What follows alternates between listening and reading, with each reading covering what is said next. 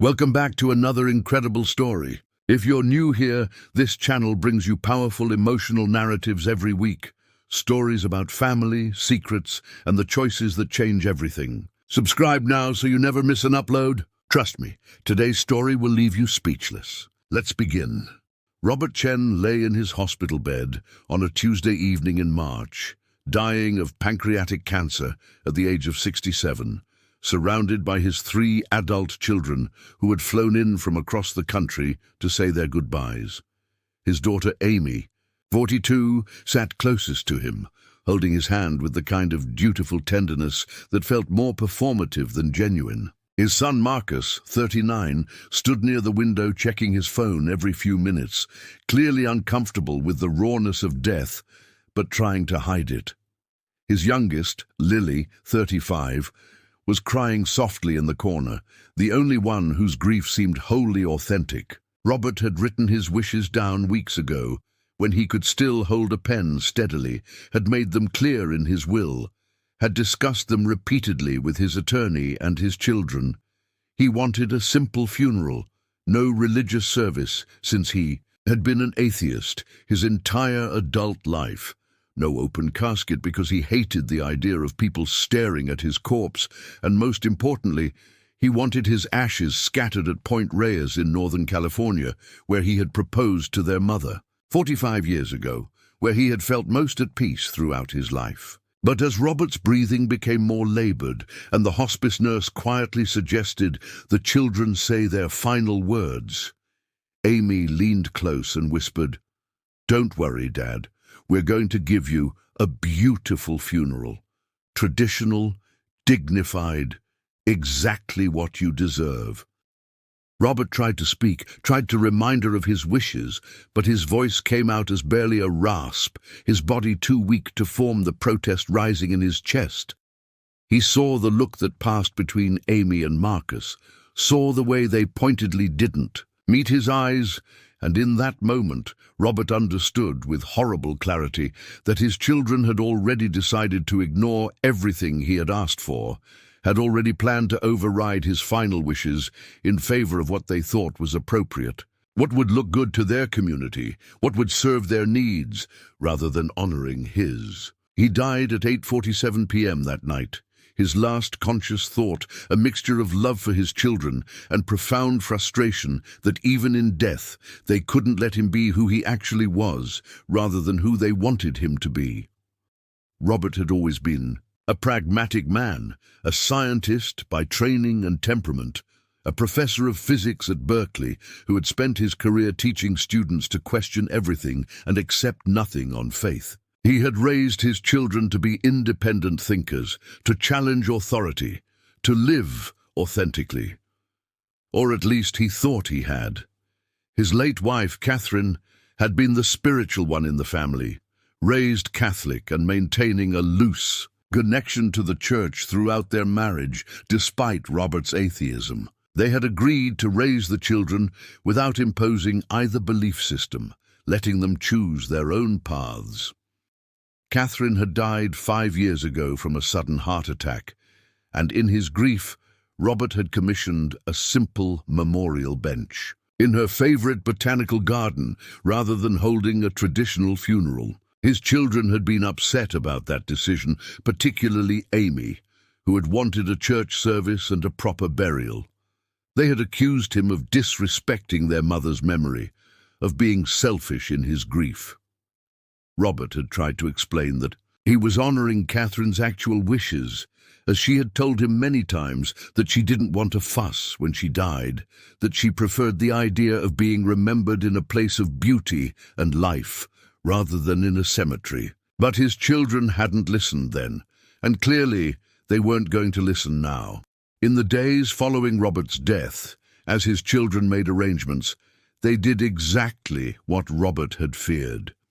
Amy, who had become increasingly religious since her mother's death and had joined a megachurch in Texas, insisted on a full Christian funeral service. Marcus, who worked in corporate finance and was obsessed with appearances, wanted it held at the most prestigious funeral home in San Francisco with all the expensive trappings.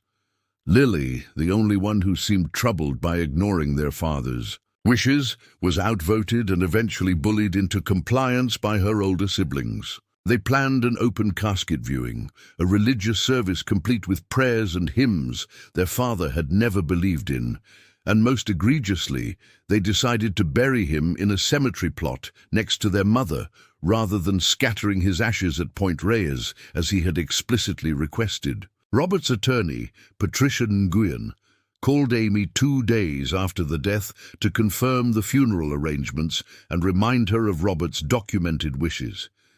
Amy had been dismissive, explaining that they were doing what was best for the family, what would provide closure, what honored their mother's memory by having their parents buried side by side. Patricia had tried to explain that legally the will was clear, that Robert's wishes should be honored, but Amy had simply said, "He's dead. He won't know the difference. This is for the living, not the dead." Patricia hung up the phone troubled, but legally there was little she could do to stop them. The funeral was scheduled for the following Saturday at the prestigious Morton and Sons Funeral Home in Pacific Heights. Amy had written a eulogy that painted Robert as a devoted family man, a pillar of the community, and notably, a man of deep, if quiet faith, a complete fabrication that served her need to fit him into her Christian worldview. Marcus had invited colleagues from his firm, social connections, who had barely known Robert, people who would make the funeral look important and well-attended. Lily had tried to suggest they at least play some of Robert's favorite music, jazz, recordings by Miles Davis and John Coltrane, but Amy had vetoed that in favor of traditional hymns. By the time the funeral day arrived, nothing about the service reflected who Robert Chen actually was.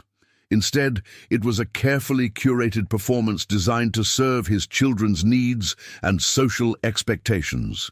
The funeral home was filled with flowers, the casket was mahogany and ridiculously expensive, and the pastor Amy had hired from her church had flown in from Houston to deliver a service about a man he had never met. But what shocked everyone assembled in that funeral home on that Saturday morning had nothing to do with the elaborate arrangements Amy, Marcus, and Lily had made, and everything to do with the people who showed up uninvited, carrying the truth about Robert Chen with them. The service was scheduled to begin at 10 a.m.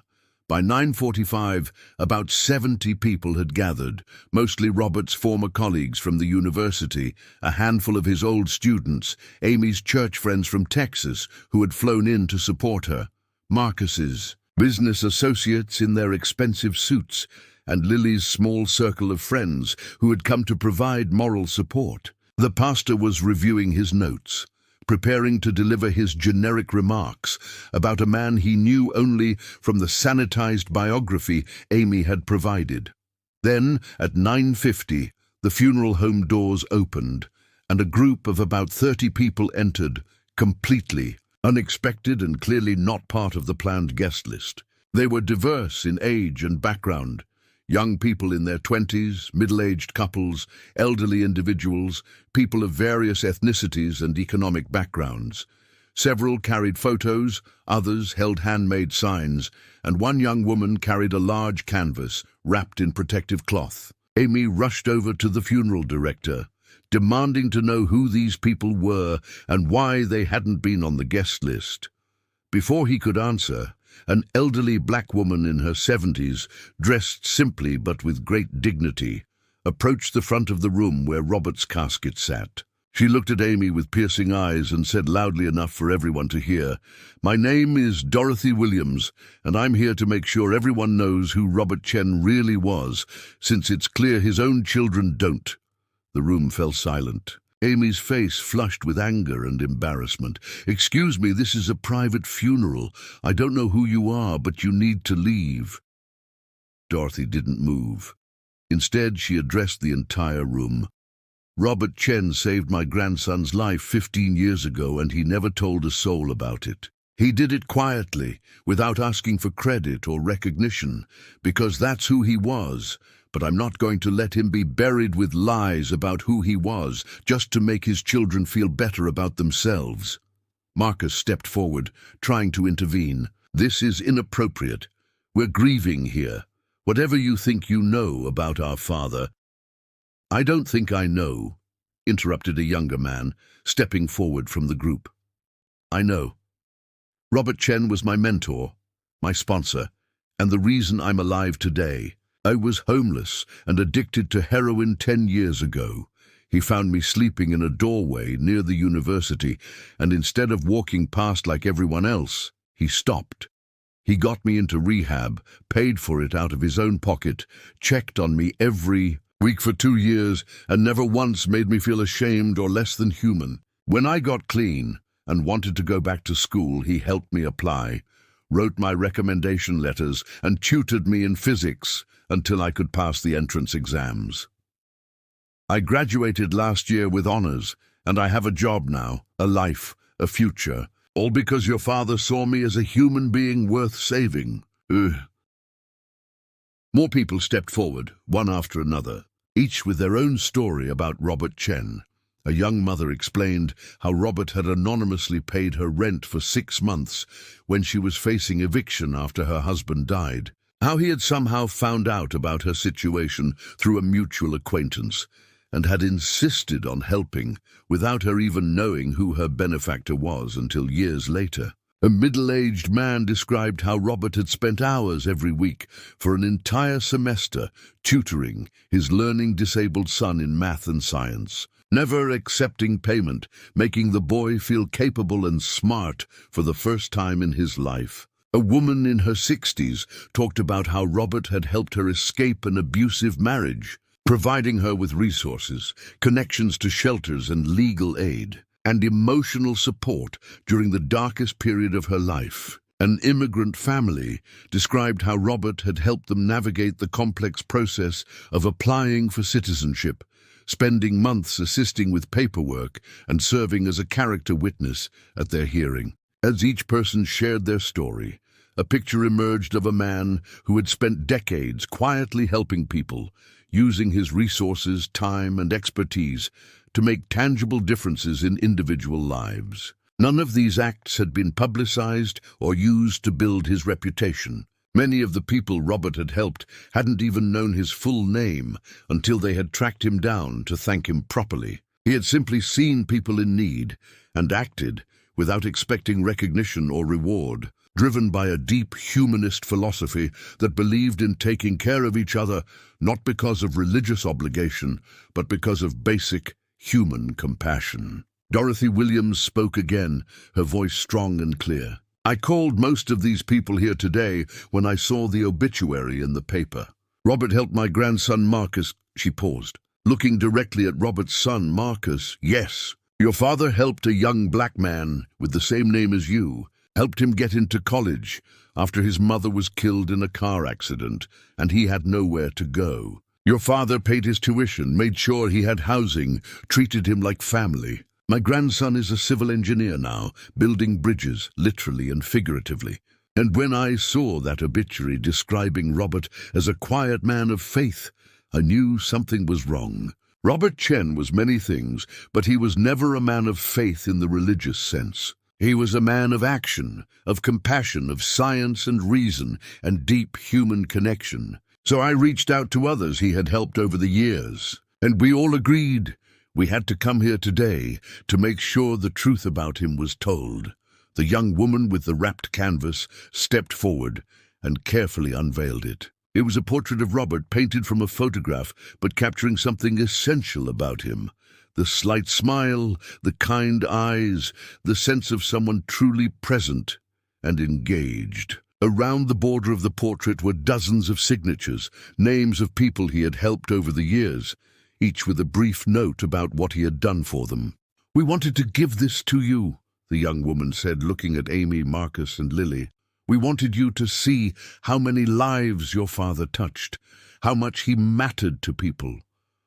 But when we heard about the funeral arrangements, about how you were planning a Christian service for a man who was openly atheist, we realized you didn't really know your father at all. Or worse, You did know him, and you decided to erase who he really was in favor of a more convenient version. Amy was crying now, whether from anger, embarrassment, or genuine emotion, it was hard to tell. You don't understand. We're his children. We have the right to honor him as we see fit. Just because he helped some people doesn't mean you knew him better than we did.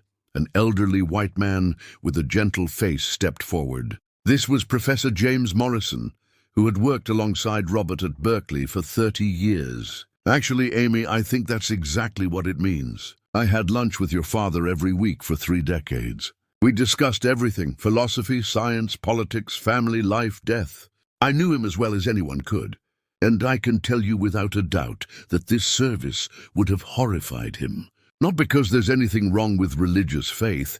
Your father respected everyone's right to their beliefs, but because it's not true to who he was. You're not honoring him. You're replacing him with a version that makes you more comfortable. The pastor, looking increasingly uncomfortable with the situation, tried to regain control. Perhaps we could all take a moment to pray? No, said Lily suddenly, her voice stronger than anyone had heard it in days. She stood up, walked to the front of the room, and faced her siblings. They're right. Everything they're saying is right, and we've been lying to ourselves about Dad for years. We wanted him to be someone he wasn't. We wanted him to fit into our worldview, our expectations, our idea of what a good parent should be. But Dad was exactly who he was, and that was actually pretty amazing. And instead of honoring that, we're burying him with lies. Marcus tried to object, but Lily held up her hand. No, Marcus, we need to hear this. I've felt sick about this funeral since we started planning it. Every decision we made felt wrong, but I let you and Amy steamroll me because I didn't want to fight. But these people loved Dad too, maybe understood him better than we did, because they actually knew him, not just the version of him we wanted to see. Amy was shaking her head. This is ridiculous. We can't just let strangers take over our father's funeral. Why not? Asked Dorothy Williams quietly. Why not let the people who truly knew and appreciated Robert Chen tell his real story? What are you so afraid of? That you'll have to admit you didn't really know your own father? That you'll have to face the ways you disappointed him by never really seeing him for who he was? The room was thick with tension. Some of Amy and Marcus's invited guests looked scandalized, others intrigued. A few were quietly slipping out, uncomfortable with the confrontation. Then something unexpected happened. The funeral director, a man in his 50s named Richard Morton, stepped forward. "If I may," he said quietly, "I've been in this business for 25 years, and I've seen a lot of funerals. I've seen families fight over everything from flower arrangements to eulogy speaking order. But I've never seen anything quite like this." He turned to Amy and Marcus. "Your father left very specific wishes in his will about his funeral arrangements. You chose to ignore those wishes. Legally, you had the right to do so as his next of kin, but morally..." He paused. "I think these people have a point. This is supposed to be about honoring Robert Chen, not about making yourselves feel better. And from what I'm hearing, the man you're trying to bury today bears very little resemblance to the man your father actually was." He gestured to the group of Robert's friends and the people he had helped. "If it were up to me, I'd suggest we start this service over. Let these people share their stories. Let us hear about who Robert Chen really was. Then if you still want to proceed with your planned service, you can. But at least give your father the dignity of being known before he's laid to rest." There was a long silence. Amy looked like she wanted to argue, but the weight of the room had shifted. Marcus had gone very quiet, staring at the portrait with all those signatures, all those lives his father had touched without ever mentioning it to his own children. Finally, it was Lily who spoke. "Yes, let's do that. Let's actually honor Dad instead of performing some sanitized version of him."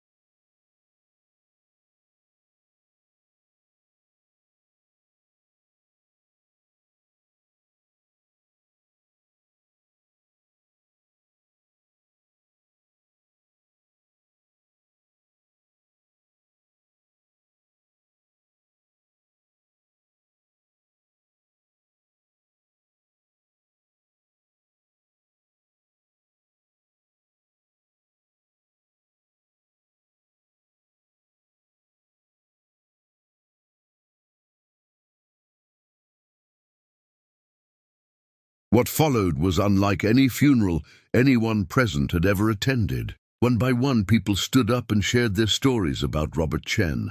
They talked about his kindness, his generosity, his brilliant mind, his terrible jokes, his love of jazz and bad science fiction movies, his complete inability to dance, but his willingness to try at weddings, his atheism born not from anger, but from a deep appreciation for the natural world and human potential, his belief that we don't need the promise of an afterlife to motivate us to be good to each other. Dorothy Williams shared how Robert had attended her grandson's college graduation, sitting in the audience and cheering louder than anyone else, treating the young man like his own son. The homeless man Robert had helped get clean talked about how Robert had never lectured him about his choices or made him feel judged, had simply showed up week after week with kindness and practical support until he was ready to change his life. A former student, now a successful physicist herself, described how Robert had encouraged her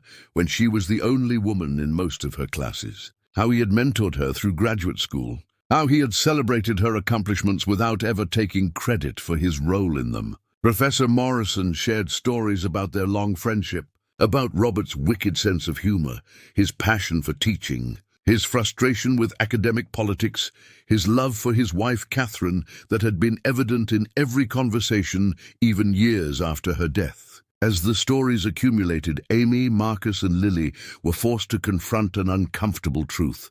Their father had shared more of himself with strangers than with his own children, not because he didn't love them, but because they had never really been interested in knowing him as he actually was. They had wanted him to fit into their narratives, their expectations, their needs. They had loved an idea of him rather than the reality of him. Finally, after nearly 2 hours of stories and memories, there was a quiet moment. Then Marcus stood up. His voice was thick with emotion. "I need to say something. I need to apologize. Not just to all of you, but to my father."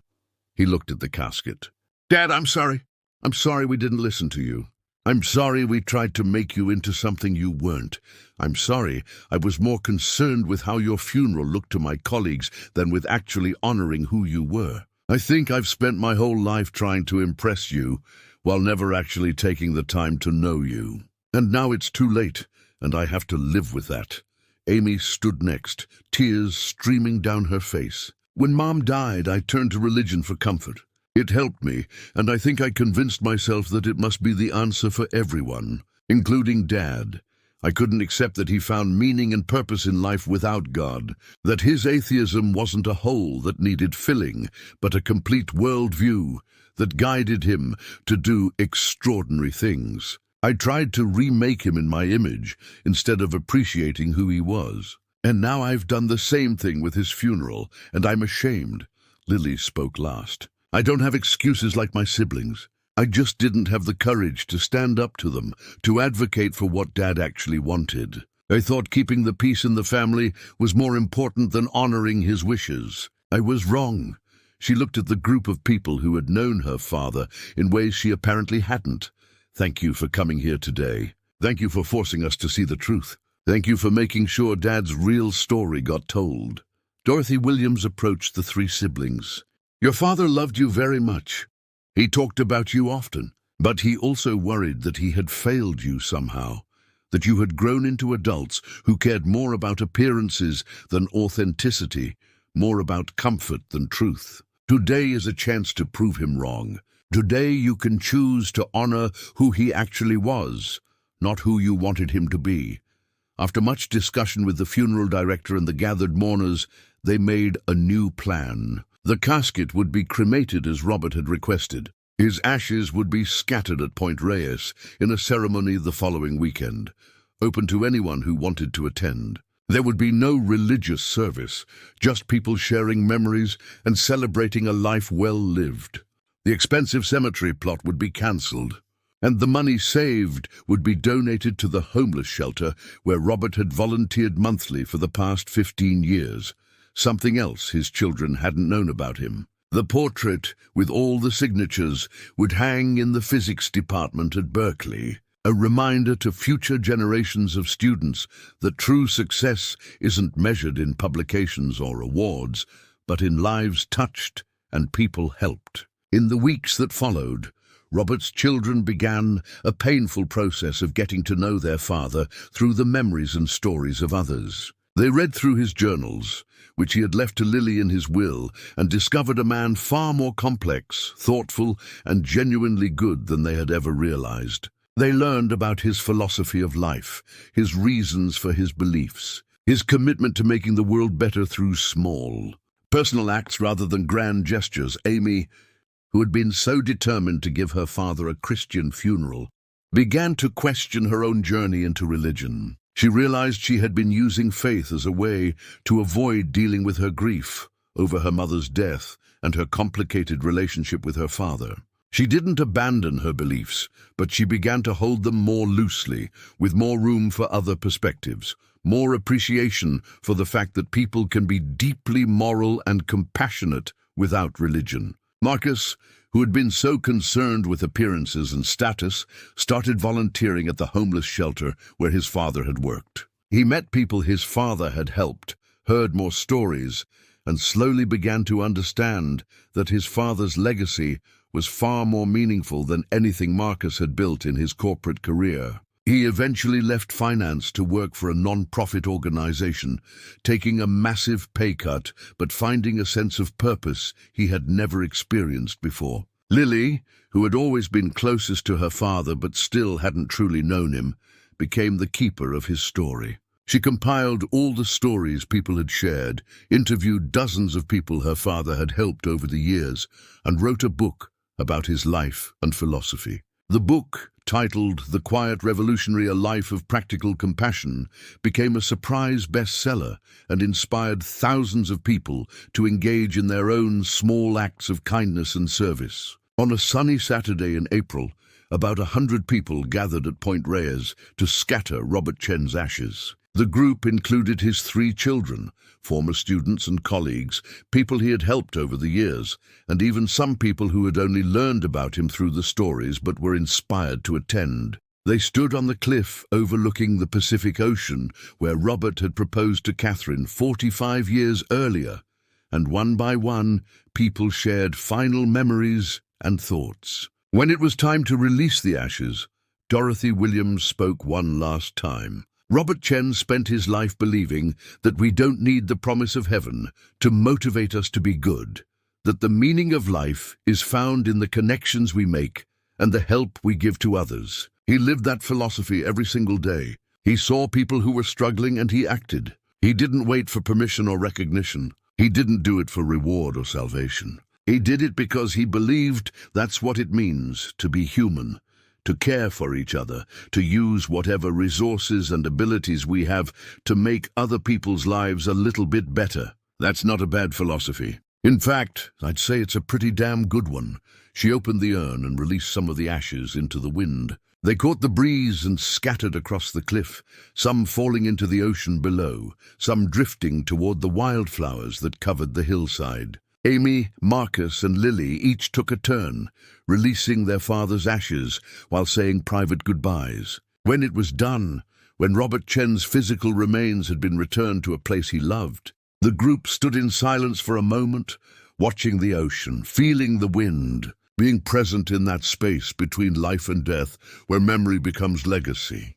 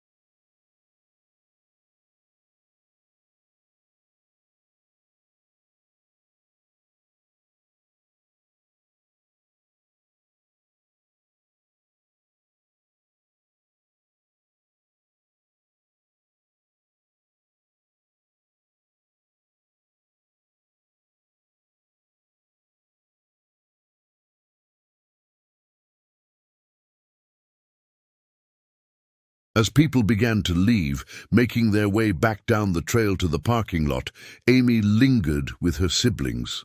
They stood together, looking out at the ocean, processing everything that had happened in the weeks since their father's death. "Do you think he would have forgiven us?" Amy asked quietly. "For the funeral, for not knowing him, for all of it?" Lily considered the question. "I think Dad understood human nature better than we ever gave him credit for. He knew we were flawed, that we made mistakes, that we saw what we wanted to see. I think he would have been disappointed, yes, but also hopeful that we'd eventually figure it out." Marcus nodded. "Those people at the funeral, they gave us a gift. They could have just let us bury Dad with all our lies and illusions. Instead, they showed up and forced us to see the truth. That took courage, and it gave us a chance to actually honor Dad, even if it was in a messier, more complicated way than we planned." "I think Dad would have appreciated that," Lily said. "The messiness, the disruption, the truth forcing its way out. He never liked things to be too neat and tidy anyway. He always said the universe is chaotic and complicated, and we should embrace that rather than trying to impose false order on it." They stood together a while longer, three siblings who had spent their lives not quite understanding their father, but who now had the rest of their lives to try to live up to his example. It wasn't the ending Robert Chen had planned, and it certainly wasn't the funeral his children had originally intended to give him. But in its own way, it was perfect. Messy, unexpected, full of conflict and revelation, and ultimately, truth. Robert Chen's last wish had been denied. His children had tried to bury him with lies and sanitize stories that served their needs rather than honoring his truth. But what happened at his funeral shocked everyone in the best possible way. It became a moment of reckoning, a confrontation with reality, a chance for his children to finally see their father clearly and to choose whether they would continue living in comfortable illusions or embrace the harder, more authentic path their father had walked his entire life. In the end, Robert got his wish after all. Not the simple, quiet funeral he had requested, but something more fitting to who he actually was. His funeral became a catalyst for change, a moment of truth-telling, a gathering of people whose lives he had touched coming together to insist that he be remembered as he truly was. And perhaps that was an even better legacy than he could have planned for himself, not control over how he was remembered, but the assurance that people who truly knew and appreciated him would fight to make sure his real story was told, even if they had to crash his funeral to do it.